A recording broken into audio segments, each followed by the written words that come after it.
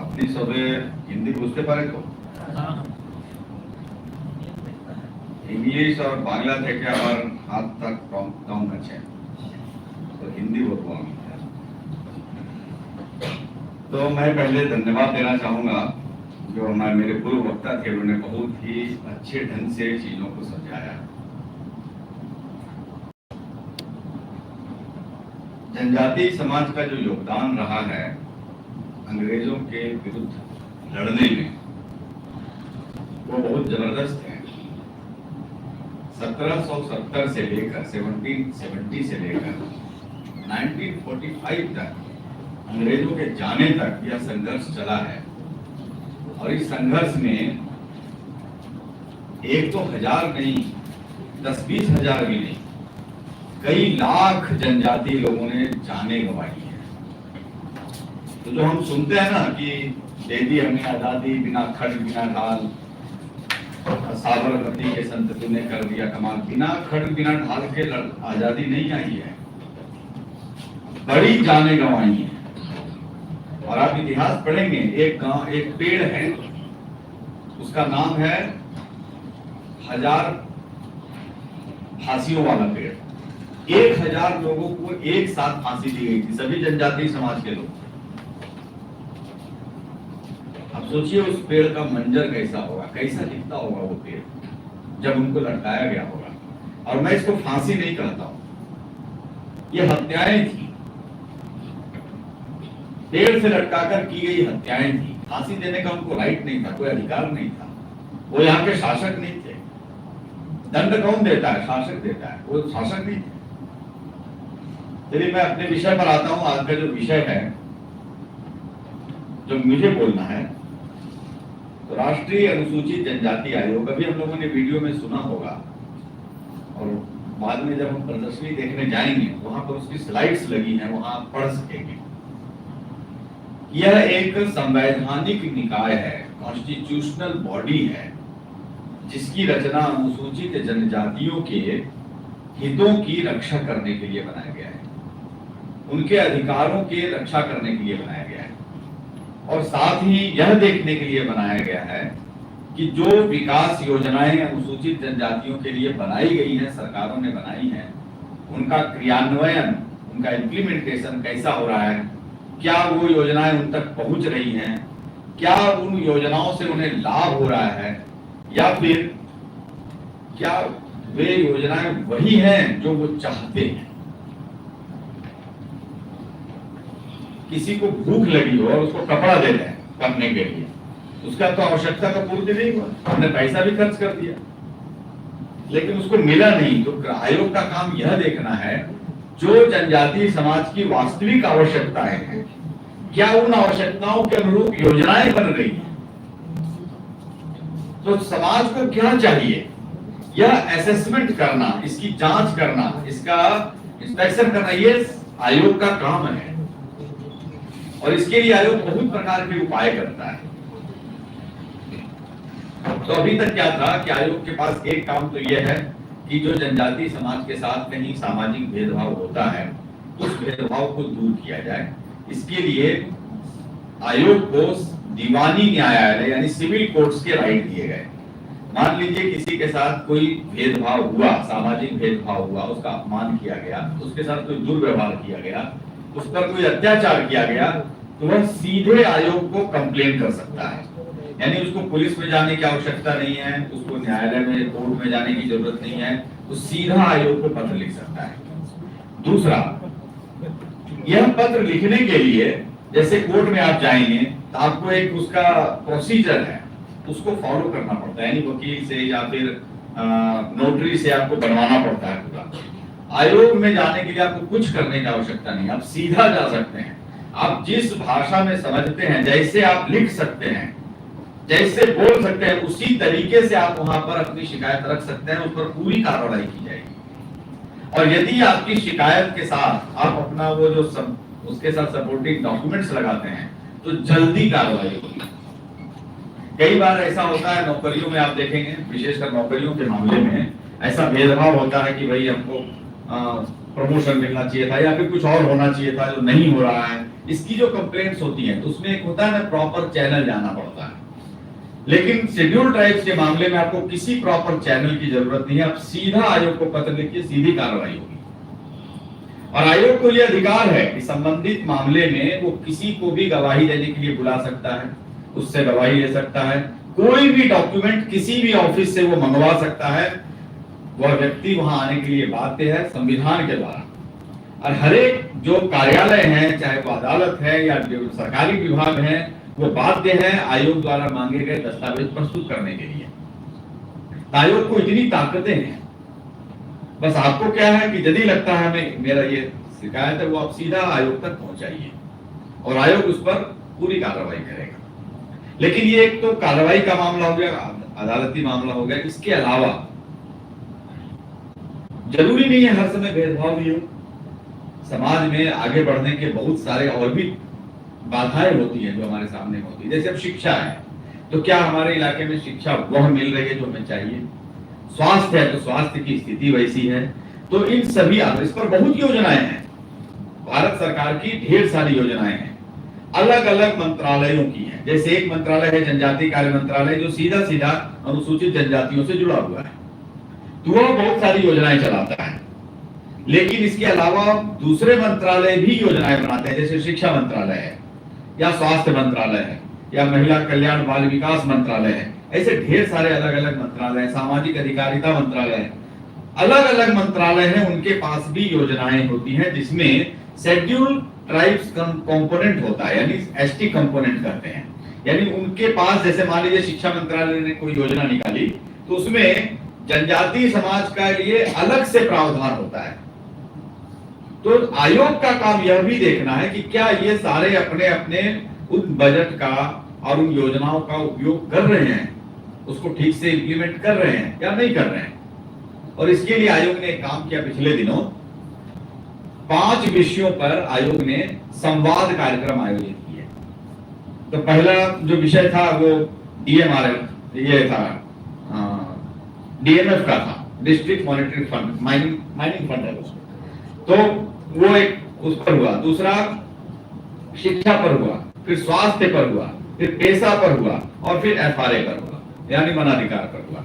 इन विषयों पर आयोग ने बैठकें की, संवाद की, कार्यशाला की, और जिसमें पहली बार ऐसा हुआ कि संबंधित सभी मंत्रालयों को एकत्र किया गया। आमतौर पर आप देखते होंगे जब शिक्षा मंत्रालय कोई योजना बनाता है तो केवल शिक्षा मंत्रालय उस पर अपना काम करता है। अब महिला बाल विकास मंत्रालय भी कुछ कर रहा है, इस पर उसका कोई लेना देना नहीं। लेकिन आयोग ने इन सभी मंत्रालयों को एक जगह बैठाया और उस पर उनसे बातचीत की कि शिक्षा को लेकर आपकी क्या योजनाएं हैं, आपकी क्या योजना है, आपकी क्या है, और क्या हम मिलकर के कुछ उसको ठीक कर सकते हैं।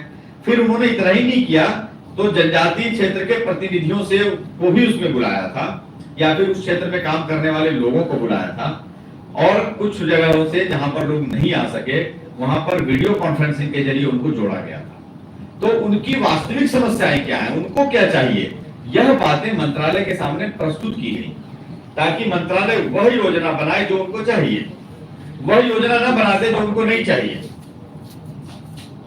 तो इस पर एक संवाद की प्रक्रिया आयोग ने प्रारंभ की है, केवल समाज के ही साथ नहीं तो मंत्रालयों के साथ भी। और पहली बार उन मंत्रालयों को पता चला योजना में है, प्रावधान भी है, उनको ध्यान ही नहीं है कि हमारे पास अनुसूचित जनजाति के लिए भी कुछ है, जबकि है उसमें। न सेक्रेटरी को ध्यान में है, न मंत्री को ध्यान में है। तो जब उनको ध्यान में ही नहीं है तो करेंगे क्या, उसका पालन कैसे करेंगे? पहली बार उनको ध्यान में आया ये भी हम लोग कर सकते हैं। तो ऐसा बहुत एक सार्थक संवाद शुरू हुआ है और यह प्रक्रिया प्रारंभ हुई है, ये आगे चलेगी। तो आयोग का दूसरा जो काम है वह सरकार को सुझाव देने का है। ये संविधान ने निर्देशित किया है कि जब भी अनुसूचित जनजाति से संबंधित कोई भी योजना बनाई जाए, उनके कल्याण के लिए, उनके शिक्षा के लिए, उनके स्वास्थ्य के लिए, वह पहले आयोग से परामर्श करे और आयोग जो सुझाव दे उसको जोड़ते हुए योजना बनाई जाए। तो सरकार को सुझाव देना ये आयोग का काम है। कई बार जब हम आयोग के पास कंप्लेंट करते हैं उसमें एक ये है उस आयोग की सीमाएं भी हैं, और वह सीमा यह है कि जो मामले आपके कोर्ट में चलते हों वह आयोग नहीं देख सकता, या फिर जिसमें कोर्ट ने अंतिम डिसीजन दे दिया वह भी आयोग नहीं देख सकता। तो इस प्रकार आयोग जनजातीय समाज के 3 चीजों पर काम करता है। पहला है अस्तित्व, और आप देख रहे होंगे आज का जो कार्यक्रम है वह उनके अस्तित्व से जुड़ा हुआ है। आजादी का अमृत महोत्सव और आजादी के पूरे संग्राम में जनजातीय समाज और उन नायकों की जो भूमिका है, यह हमारे अस्तित्व ने अस्मिता की बात है। तो यह हमारी अस्मिता को जगाता है, हमारी पहचान को स्थापित करता है। मैं बताऊं, इस पर एक बहुत अच्छी घटना घटी। महू एक जगह है मध्य प्रदेश में, और वहां पर भील जनजाति के लोग बड़ी संख्या में रहते हैं, तो वो पढ़ने भी आते हैं। तो वहां एक चौराहे का नाम इसी प्रक्रिया के तहत टटिया भील चौराहा रखा गया। तो भील छात्रों ने कहा इससे हमें यह लाभ हो गया कि पहले हम आते थे पढ़ने, और किराए पे लेने जाते थे मकान, तो पूछते थे कौन हो, कहां से आए हो, तो बताने पर समझते नहीं थे और बताना कठिन होता था। अब हम बता पाते हैं कि ये जो टटिया भील चौराहा है, ये टटिया भील हमारे पूर्वज हैं। तो एक पहचान मिली। जब इन जनजातीय नायकों के बारे में जन सामान्य जानेगा तो पहचान मिलती है, वो स्थापित होती है। तो यह अस्मिता का काम है। दूसरा अस्तित्व की बात है, तो वो विकास योजनाएं उसको देखना, उसको उसके क्रियान्वयन पर विचार करना, कहीं पर उसमें यदि लूप होल्स हैं, कमी है, तो उस कमियों को दूर करने के लिए सरकार को सुझाव देना, यह आयोग करता है। और तीसरा है विकास। तो विकास की भी बात वो अस्तित्व से थोड़ी सी जुड़ी हुई है, हल्का सा अंतर है। तो उनका विकास ठीक ढंग से हो, उसमें उस विकास में जनजातीय समाज की भूमिका हो, उनसे पूछा जाए, उनसे संवाद किया जाए, आपकी आवश्यकताएं क्या है, और फिर उसके अनुसार ये बने, योजनाएं बने। आयोग इसके लिए विशेष प्रयासरत है। उसने कई बार, इस बार जो संवादशालाएं हुई ना, उसमें मंत्रालयों को ये बारंबार आयोग ने कहा कि आप बिना बात किए योजनाएं मत बनाइए, उसका कोई लाभ नहीं है। हमने योजना बना दी, वहां पर जल संरक्षण किया, वहां पर जल संरक्षण की जरूरत नहीं है, तो वहां पर क्या जरूरत है, वहां के लोगों से बात कीजिए। इसके बहुत माध्यम हो सकते हैं, आयोग खुद भी एक माध्यम है। तो आयोग आप सभी से यह आह्वान करता है, जैसा आपने सुना होगा चेयरमैन सर ने वीडियो में कहा कि हम सब मिलकर अपना विकास भी करें और देश के विकास में अपना योगदान भी दें। तो मुझे इतनी बात बतानी थी। ये आयोग की शक्तियां हैं, ये आयोग की कार्यप्रणाली है, यह आयोग का मैंडेट है, उसका संकल्प है कि हम करेंगे। अब इसमें यदि आप लोगों का कोई प्रश्न हो तो प्रश्न हम लोग यहाँ ले सकते हैं। यदि आपको कुछ जानना हो आयोग के बारे में, या आपके मन में कोई सुझाव हो जो आयोग को आप देना चाहते हैं, प्रश्न भी और सुझाव भी, ये अभी आप यहाँ बता सकते हैं।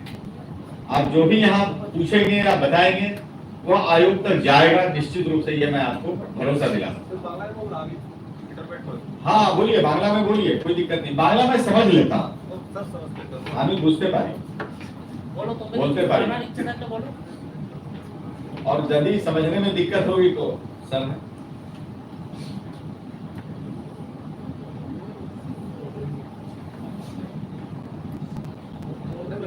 संकोच मत कीजिए।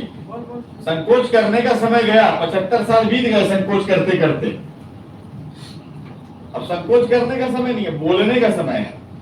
ये लोकतंत्र है ना, यहाँ बोलने का महत्व है, जो बोलता है वो पाता है। सर मेरा एक प्रश्न था। हाँ बोलिए। कमीशन के रहने के बाद भी कई तरह के डिस्क्रिमिनेशन होता है देश के अंदर, तो तब सुओ मोटो कुछ एक्शन लेता है क्या? हाँ बिल्कुल। ऐसा कोई इंस्टेंस हमें नहीं, हमें इंफॉर्मेशन नहीं है कि सुओ मोटो कुछ एक्शन लिया गया है। नहीं, सुओ मोटो भी कॉग्निजेंस लेता है आयोग। अब इंसिडेंट्स में अभी तुरंत बताने में सक्षम नहीं हूँ, लेकिन वो लेता है, उसका अधिकार क्षेत्र में। कई बार आप शिकायत नहीं भी करें, लेकिन घटना ऐसी हो तो आयोग स्वयं संज्ञान लेकर उस पर कार्रवाई कर सकता है। उस पर राज्य सरकार से या संबंधित प्रशासन से उनसे प्रश्न पूछ सकता है, उनसे रिपोर्ट मांग सकता है, वो देने के लिए बाध्य है आयोग।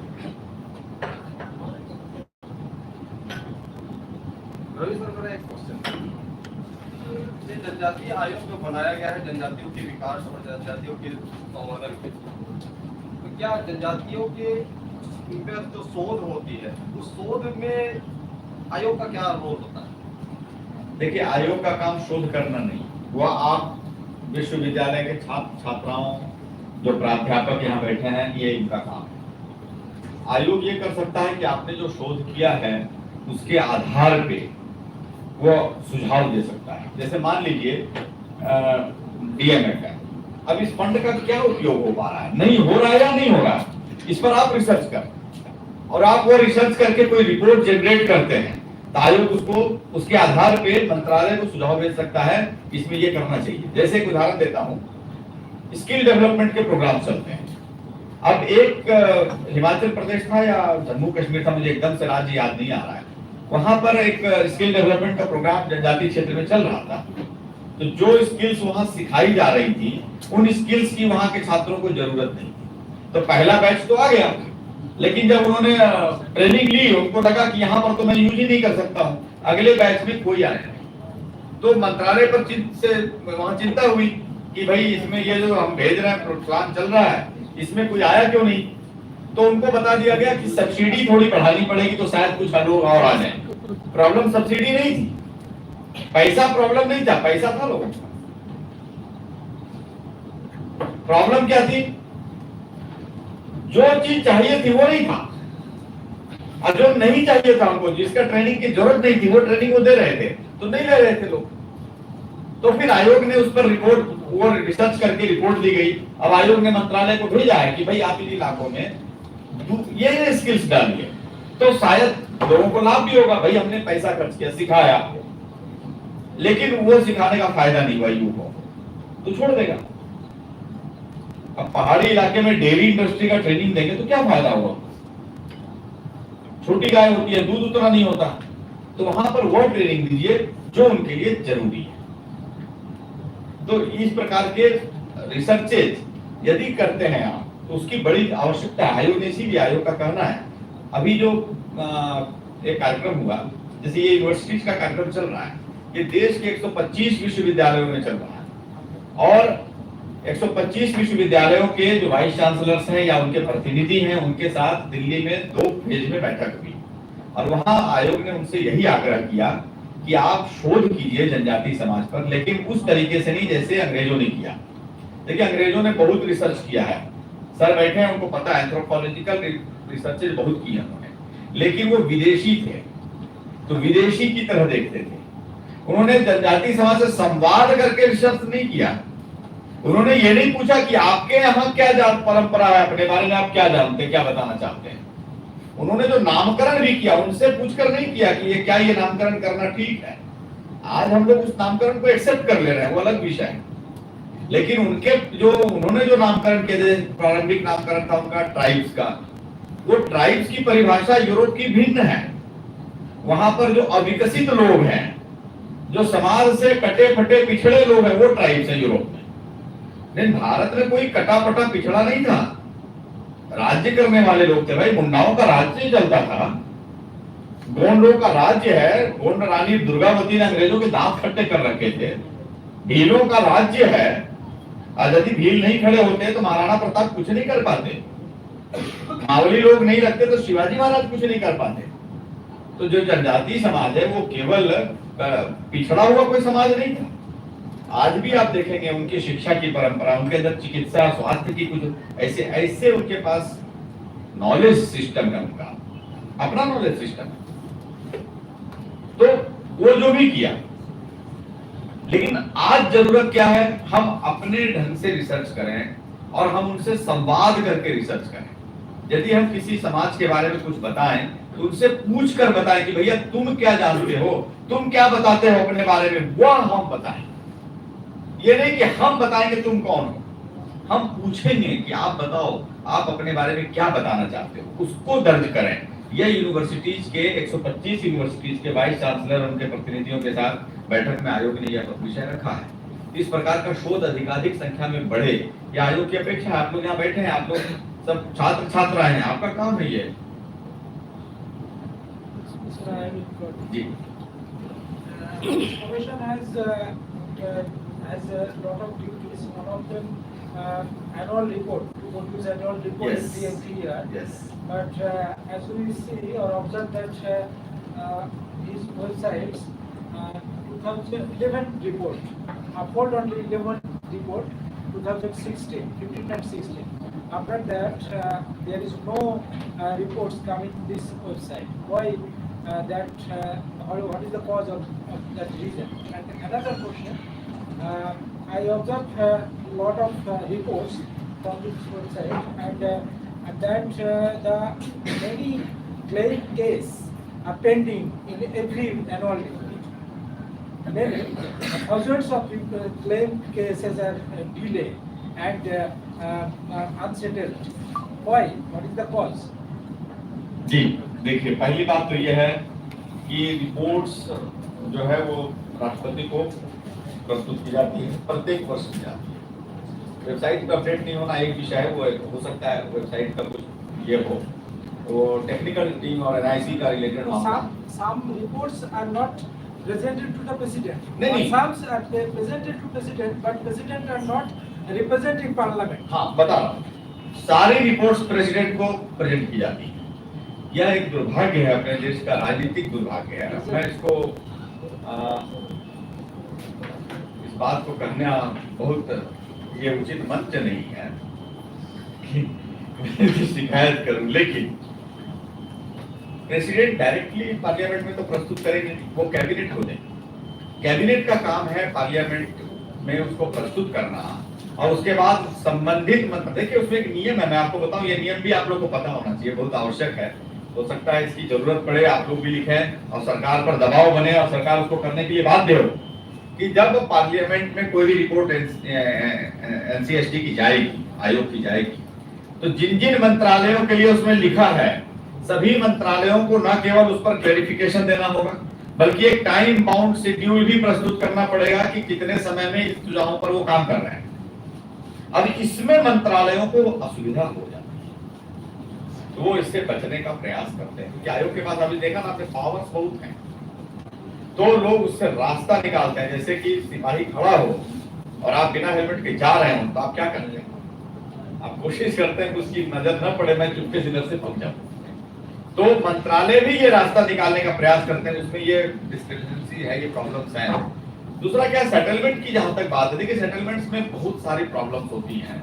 वो आयोग, मान लीजिए आयोग ने दे दिया डिसीजन कि सेटलमेंट किया जाए, लेकिन उसके बाद प्रक्रियागत बहुत समस्याएं होती हैं। ठीक है, कई बार ऐसा मामला होता है सेटलमेंट के लिए, तो जैसे कोई लैंड का मामला है, सेटलमेंट की राशि है और उसका एक इंस्टॉलमेंट गया, उसके बाद उसको जनजाति समाज बहुत भोला समाज भी तो है, उनके अंदर अवेयरनेस, अब एक इंस्टॉलमेंट आया, सेकंड इंस्टॉलमेंट के लिए वो आगे गया ही। ऐसे बड़ी संख्या में केसेस हैं, वो ध्यान ही नहीं रखता, उसको लगा कि हो गया, ये मिल गया, मेरा हो गया। अब वो लोग भी जो सेटलमेंट करने आते हैं, उनको लगता है जाओ गया, खत्म करो। तो मामला ऐसे बहुत कारणों से पेंडिंग रहता है। कोशिश रहती है कि मामले सॉल्व हो, लेकिन अब ये तंत्र की जो प्रक्रिया है, अपनी जो उसके जो प्रॉब्लम्स हैं, वो प्रॉब्लम्स अपनी जगह परसिस्ट करते हैं। विद्यार्थियों में से कोई प्रश्न हो तो? एक प्रश्न सर, थोड़ा सा जटिल है। जटिल प्रश्न पूछिए। यह है कि अभी पिछले 8-10 साल से देख रहा हूँ, जैसे हम लोग जानते हैं कि आदिवासियों का जमीन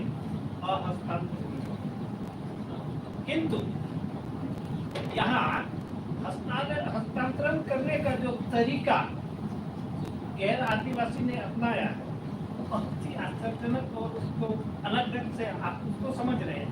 जैसे एक आदिवासी लड़की को गैर आदिवासी जमीन खरीदी गई उस आदिवासी के महिला के, लेकिन वो फिर मर गई, लेकिन क्योंकि उनके बेटा या बेटी है, उस नाते उस जमीन के हकदार वो दोनों हो जाते हैं।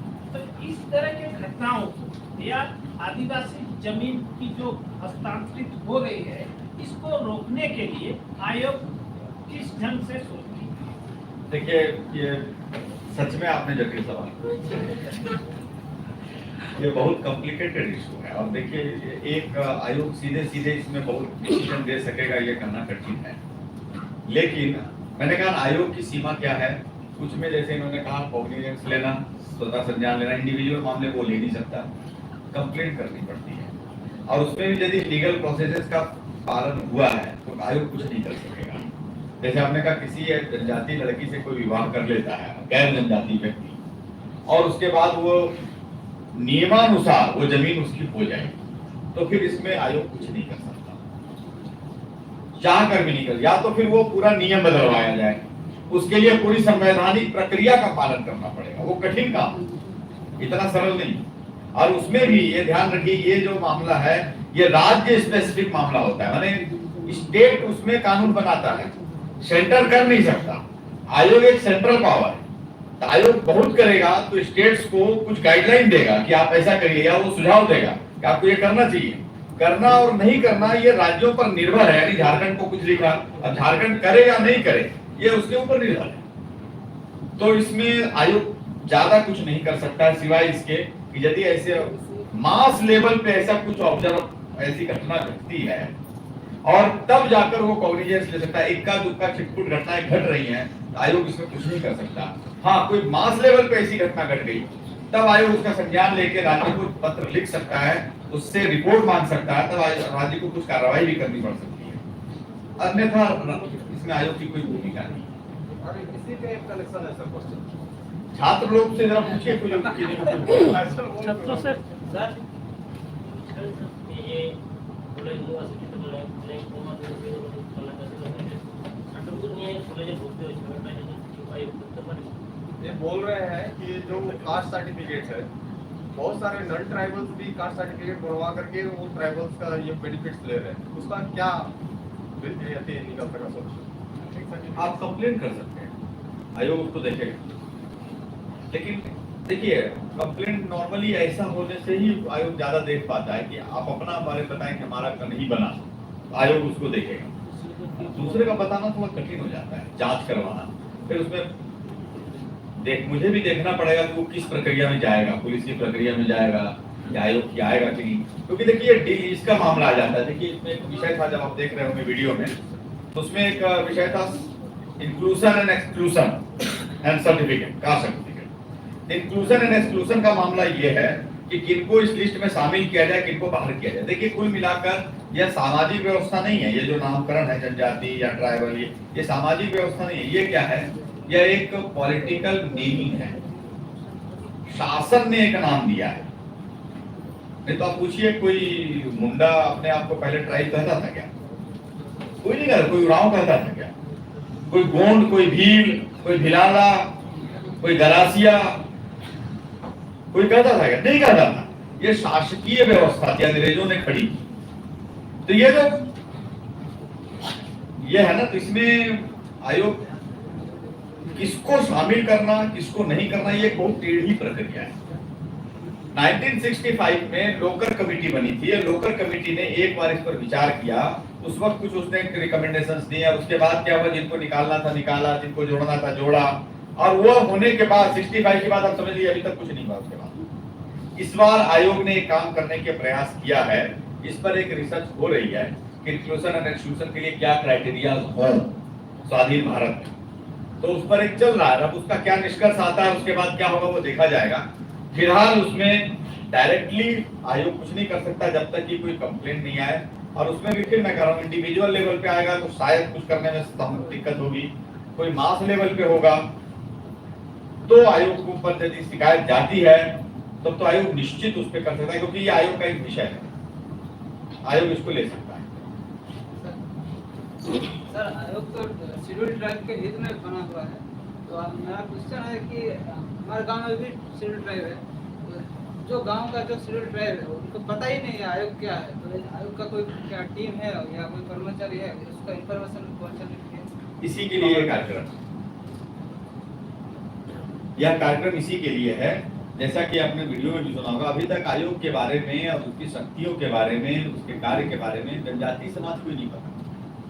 वो अधिक से अधिक लोगों तक जाए, इसीलिए जो 125 विश्वविद्यालय चुने गए वो ट्राइबल क्षेत्र के ही चुने गए, या ट्राइबल यूनिवर्सिटी विश्वविद्यालयों को ही चुना गया, ताकि आप जैसे अब जितने छात्र हैं वो आएंगे तो वो अपने गांव में तो बताएंगे। जैसे आपने जान लिया, आप अपने यहाँ तो जाके बता ही सकते हैं ना। हर एक आप में से हर व्यक्ति आयोग का प्रतिनिधि है, अलग से प्रतिनिधि की आवश्यकता नहीं है। इसीलिए हर जगह तक, हर एक विश्वविद्यालय तक जाने की कोशिश इसलिए की गई क्योंकि विश्वविद्यालय में जो छात्र पढ़े लिखे हैं ना, उनको बताना सरल है और वो फिर आगे कम्युनिकेट कर सकते हैं। तो इसके लिए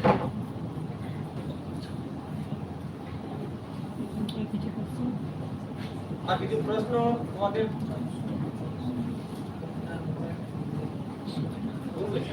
हो गया, ठीक है। पहला सबसे